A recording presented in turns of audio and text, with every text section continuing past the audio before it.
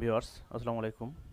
আমি আপনাদেরকে আজকে দেখাতে চলেছি কিভাবে একই ক্যারেক্টারকে বারবার রিপিট করা যায়। আমার এখানে দেখেন একটি গ্রাফ চার্টের মতো দেখা যাচ্ছে, যেটি কোনো গ্রাফ চার্ট নয়। আমি শুধুমাত্র সংখ্যাগুলো লিখেছি, এখানে অটোমেটিক্যালি এটি শো করছে।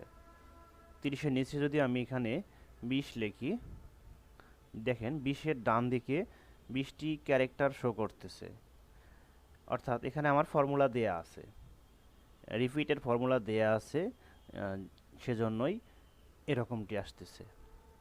আমি এখানে যদি 10 দিই, দেখেন আমার এখানে 10-এর ডান দিকে 10টি অটোমেটিক্যালি ক্যারেক্টার চলে আসছে। এখন এটা আমরা কিভাবে করতে পারি? মনে করেন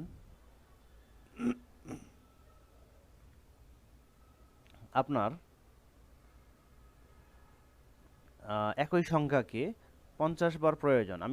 আপনি এখন একই সংখ্যা বারবার করে টাইপ করে 50 বার টাইপ করে এভাবে নিয়ে আসবেন, নাকি একটা টাইপ করবেন 50টা হয়ে যাবে, সেটা ঠিক করবেন। তো কিভাবে সেটা করা যায়? আমরা ইকুয়াল দেব, ইকুয়াল দিয়ে আর ইপিটি দিব, আর ইপিটি। দেখেন এখানে আর ইপিটি চলে আসছে, অর্থাৎ রিপিট রিপিট চলে আসছে। রিপিট নিলাম, রিপিট নেওয়ার পরে কি চাচ্ছে? টেক্সট চাচ্ছে।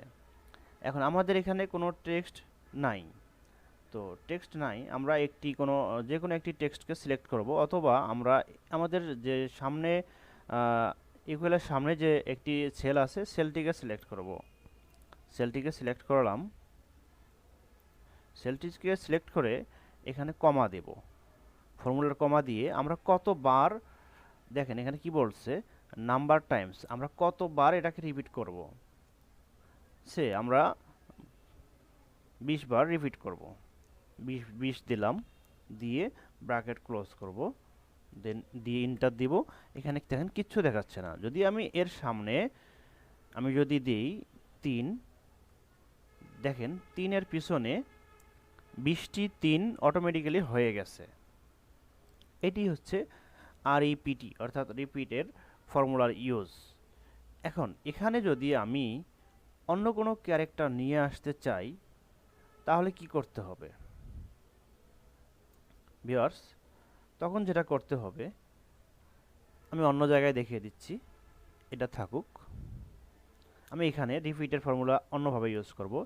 ইকুয়াল সাইন দিয়ে আমি ফর্মুলাকে কল করব, কল করে আমি আরইপিটি রিপিট রিপিটকে রিপিট লিখলাম, রিপিট ফর্মুলা ইউজ করব, ফার্স্ট ব্র্যাকেট দিলাম, দিয়ে যেটা করব, আমরা ইনভার্টেড কমা চিনি, ইনভার্টেড কমা ইউজ করব। ইনভার্টেড কমা দিয়ে যে ক্যারেক্টারটাকে আমরা রিপিট করাতে চাচ্ছি, সেই ক্যারেক্টারটা এখানে লিখব।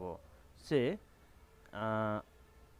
আমরা ডব্লিউকে রিপিট করাতে চাচ্ছি, তাহলে ডব্লিউটাকে আমরা ইনভার্টেড কমা এর মধ্যে রাখবো, রেখে কমা দেব।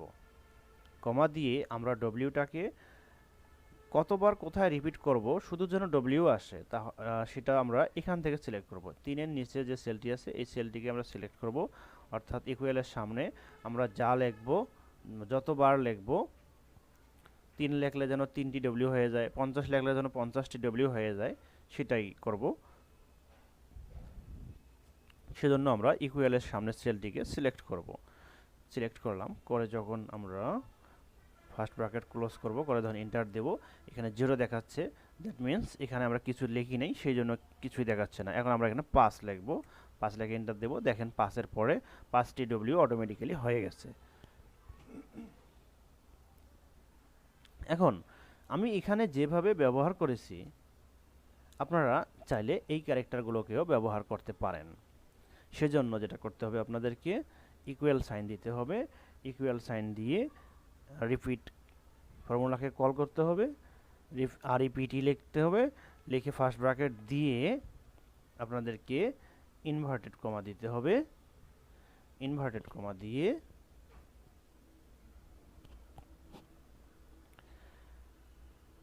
এই ক্যারেক্টারটিকে কল করতে হবে, করে আবার ইনভার্টেড কমা ক্লোজ করতে হবে।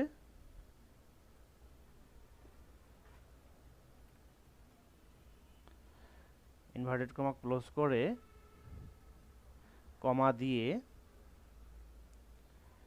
এই যে সামনের যে সেলটি আছে, সামনের সেলটিকে সিলেক্ট করতে হবে, করে ফার্স্ট ব্র্যাকেট ক্লোজ করতে হবে, করে এন্টার দিতে হবে।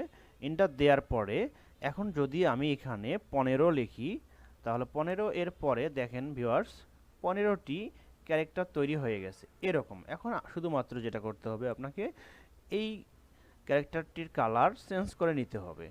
কালার যদি আমি এটি দেই, অথবা আমি যদি এই কালারটি দেই, আমি এই কালারটি দিলাম, দিয়ে আপনারা সবাই জানেন এক্সেলের ফর্মুলা কিভাবে নিচে টেনে নিয়ে আসতে হয়। এভাবে আমি সম্পূর্ণ কলামটিতে রেখে দিলাম। এখন দেখেন আমার নিচে কিছুই নেই, শুধুমাত্র এখানে আছে। যখনই আমি এখানে কোনো সংখ্যা লিখব, কোনো নাম্বার লিখব, তখনই তার ডান দিকে অটোমেটিক্যালি সেই ক্যারেক্টারগুলো তৈরি হয়ে যাবে। যখনই আমি এখানে লিখব 23, তার ডান দিকে দেখেন 23টি ক্যারেক্টার তৈরি হয়ে গেছে। যখনই আমি এখানে লিখব 21, 21টি ক্যারেক্টার তৈরি হয়ে গেছে। যখনই আমি এখানে লিখব 12, ডান দিকে 12টি ক্যারেক্টার তৈরি হয়ে গেছে। এভাবেই হচ্ছে রিপিটেড ফর্মুলার ব্যবহার করা যেতে পারে।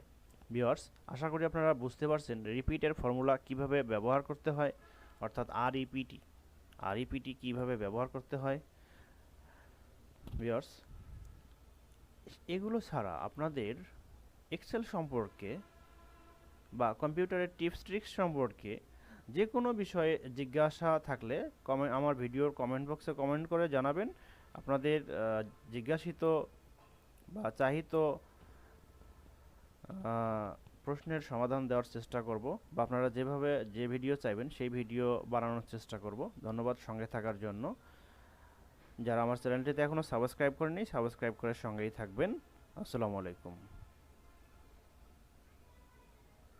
Subscribe now and press the bell icon.